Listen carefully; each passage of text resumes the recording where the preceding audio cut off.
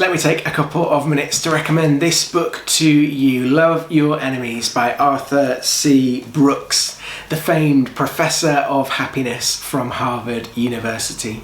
I got to read this about a month ago and think that it would be useful for people in any time and in any place, but particularly here in 2024 when half the world are going to the polls, the US presidential debate terms are being thrashed out at the moment. Rishi Sunak's just announced the date of the UK general election. Particularly when the political drama is high, this book comes into its own, because what Brooks is trying to do is to form decent people who can save America, but not just America, because what we see there often spreads, and some of the things that are prevalent there are increasingly so around the world too.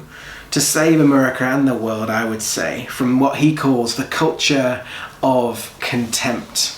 The book makes the case really early on that political differences are tearing our countries apart as they tear communities and individuals away from one another. Now, that might seem exaggerated or overblown, but in the 2016 US election, 1 in 6 Americans said that they stopped talking to a family member or a close friend just because of politics. So this is a prevalent issue, this is a big deal, and this is why this book will be so useful. Brooks uses this definition of contempt from social scientists who say that it is anger mixed with disgust, and these two emotions form a toxic combination, affecting our hearts and our minds and our outlook on everything.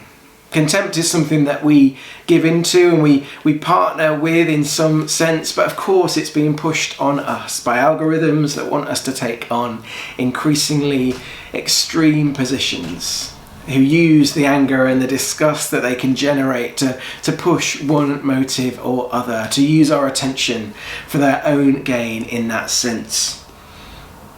Brooks isn't trying to change your ideas or your ideologies. He's not trying to get you to think differently, but his central aim is to make you remember and realise and act in light of the fact that people who are your political enemies aren't really your enemies at all. They're just people with whom you disagree. That if we let them become enemies, then we suffer, our communities and society at large suffers.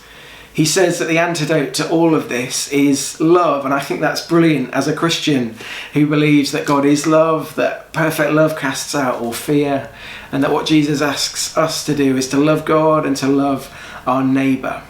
What Brooks is doing is using his position, I think, to put on public display the wisdom and the genius of God, for whom love is the answer, not as a soft and fluffy feeling, but as something that we do and something that we put into practice, seeing, as I've said, people who others would try and make our political enemies as people who we just disagree with on this.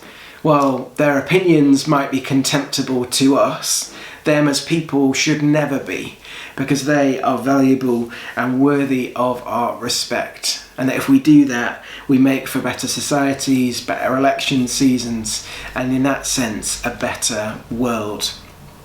I think that this is a critical issue given the year we're entering in, the political times that we're in, but also this applies beyond just politics as well. Brooks makes the case in this book. He highlights a piece of research which says that couples who constantly battle with each other die on average 20 years earlier than those who consistently seek mutual understanding.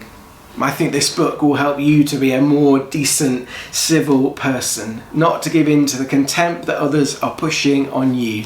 I'd urge you to get hold of a copy of it, to digest it quickly, and to put it into practice, so that we as decent people can save our societies from contempt and can live in the way of love.